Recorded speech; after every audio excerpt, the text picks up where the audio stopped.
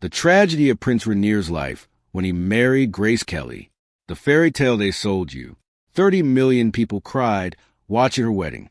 And not one of them knew that the woman walking down that aisle had slept with at least 5 married co-stars, had pregnancy in secret to protect her career, and had passed a royal medical examination that had been quietly arranged to ask only the right questions and none of the wrong ones. Grace Kelly. If you don't know who she is, here's everything you need. She was Hollywood's biggest star in the 1950s, won an Oscar at 25, then walked away from it all to marry Prince Rainier III and become the Princess of Monaco. The world called it the most beautiful fairy tale of the 20th century. This video is going to tell you what was actually happening behind it. Before this video is over, you'll understand why Grace Kelly needed this marriage far more than Rainier did.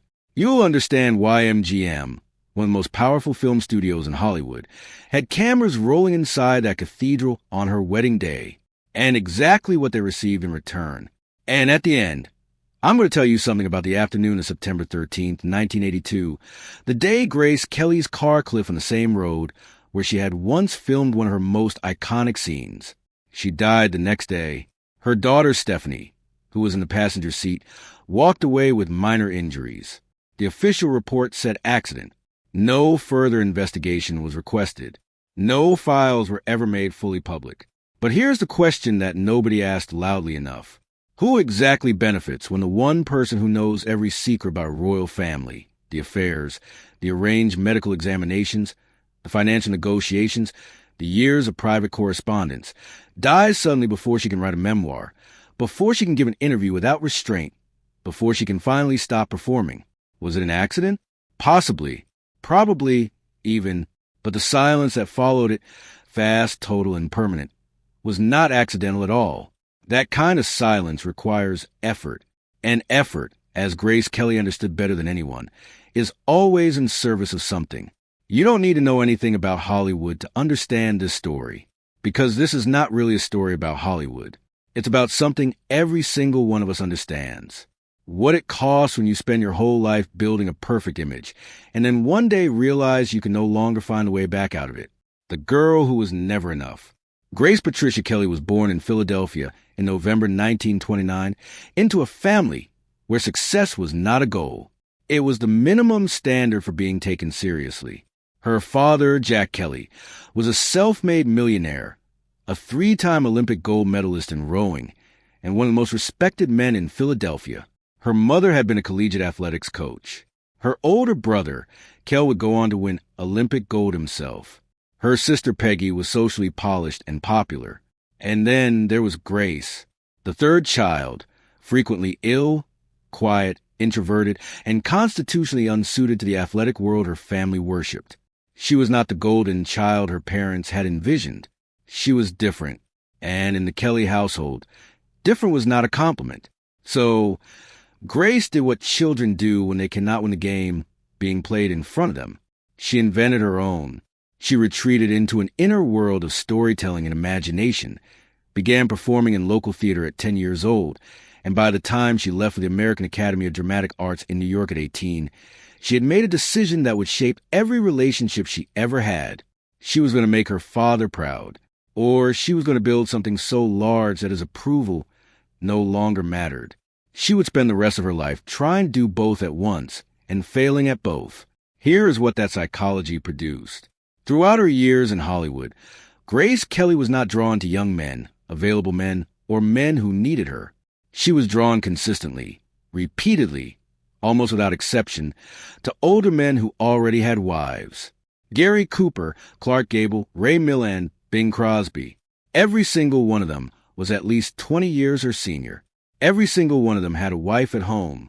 And every single one of them, in some way, resembled the man whose approval she had been chasing since she was a child. This is not gossip. This is the architecture of a woman's psychology laid bare. And it explains everything that comes after. What Hollywood knew and never printed. The studio system of 1950s Hollywood operated on one foundational rule. The image is the product, and the product must be protected at all costs. MGM's contracts contained a clause called the morality clause. a legally binding agreement that gave the studio the right to terminate any actor's contract immediately if their personal behavior threatened the studio's reputation. Affairs, scandals, public embarrassments, all grounds for dismissal. No appeal, no compensation. Grace Kelly violated this clause, by any honest reading of it, at least 3 separate times. And MGM never once exercised against her. The question that no one asked loudly enough at the time: why? The answer is simpler and colder than you might expect. Grace Kelly made money. She was nominated for an Academy Award for her second film. She won one for her fourth. Alfred Hitchcock, the most commercially reliable director in Hollywood, had specifically requested her for 3 consecutive films. When an asset generates that kind of return, studios do not terminate contracts. They manage information. So, the affairs were managed. The headlines were softened. The stories were buried or redirected. When her romance with Ray Milland during the filming of Dial M for Murder became impossible to contain, Milland's wife had hired a private investigator. The tabloids had photographs.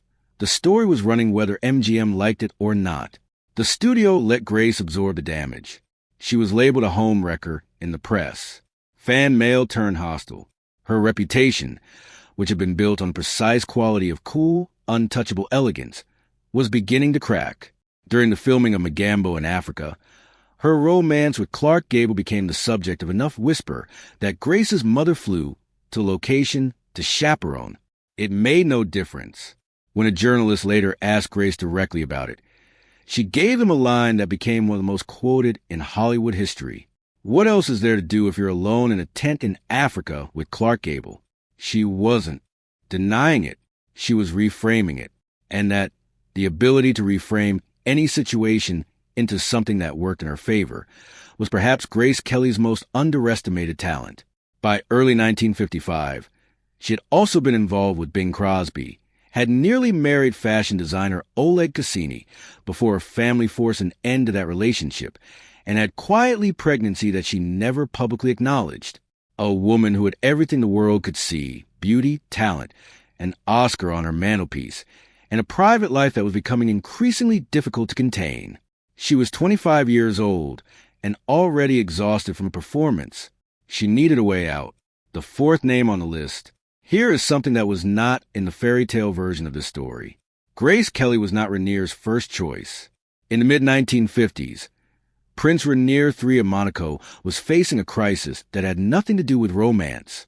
Monaco was a 2.2 square kilometer principality drowning in debt, with a casino that was losing its clientele, and a political treaty with France from 1918 that contained a devastating clause. If the reigning prince died without a legitimate heir, Monaco would automatically be absorbed into France. Rainier needed a wife. More specifically, he needed a wife who could produce an heir and simultaneously function as a marketing strategy for a country that was struggling to remain relevant. A mutual acquaintance. Some accounts name Aristotle Onassis, who had significant financial interests in Monaco, circulated a short list of suitable American actresses. Marilyn Monroe was reportedly on it. She declined, reportedly referring to Rainier as Prince Rainier and telling friends she had no interest in giving up her career for a man she'd never met. Other names were considered and dismissed for various reasons. Grace Kelly was the fourth name. She was approached in the spring of 1955 during Cannes Film Festival. A meeting was arranged at the Palace, formally organized by Paris Match magazine as a photo opportunity. A piece of content about a Hollywood actress visiting a European royal. Both parties understood it was more than that. Grace arrived 45 minutes late. Her hair had been hastily done.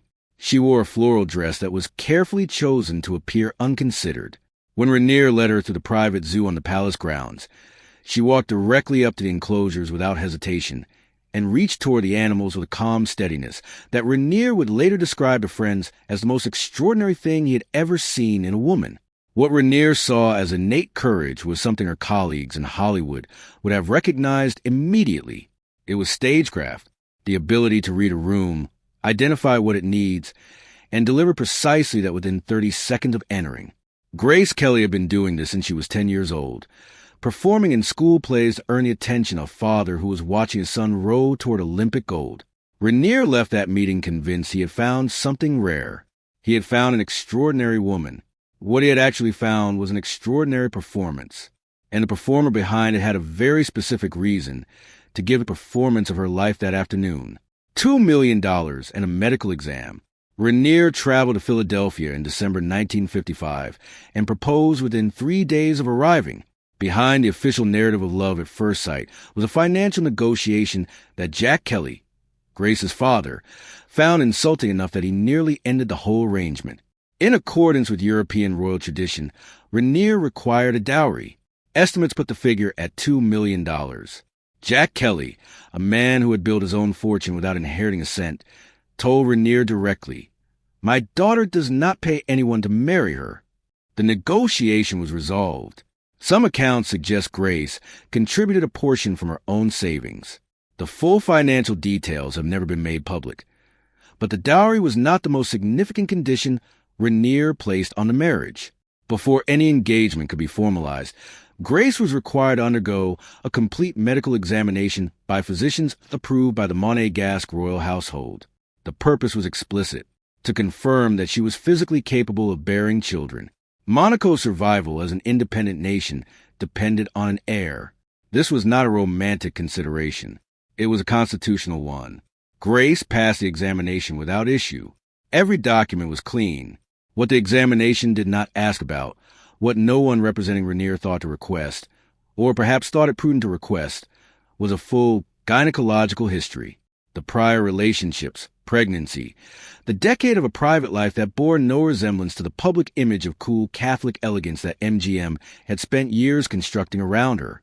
The Kelly family had the connections, the money, and the motivation to ensure that the physicians conducting this examination received a file that contained precisely what it needed to contain and nothing else. Rainier's doctor signed a confirmation. He had no idea what he was signing with it. The wedding, MGM produced April 19, 1956. The Cathedral of St. Nicholas, Monaco. 600 guests, 30 million television viewers. A wedding dress constructed from 270 m of antique Valenciennes, lace worked by 50 seamstresses over 6 weeks. And MGM Studios cameras positioned throughout the cathedral, filming every moment. This is the detail that changes everything you think you know about that day. MGM did not film that wedding out of generosity or historical interest or sentiment. They filmed it because Grace Kelly had negotiated it deliberately and precisely as the price of her freedom. The studio held a contract that still had several films remaining.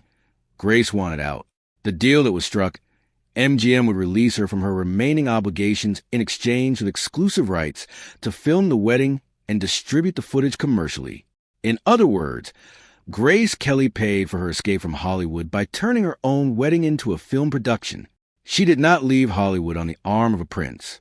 She left Hollywood by converting the most personal moment of her life into a product one final time and handing it to the studio as settlement.